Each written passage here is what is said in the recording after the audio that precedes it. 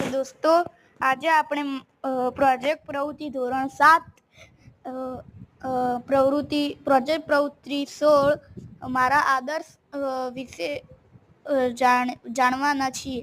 તો તમે આ વિડીયોને લાઈક એન્ડ સબસ્ક્રાઈબ કરજો અને ફોલો કરજો જો તમને આ વિડીયો ગમ્યો હોય તો.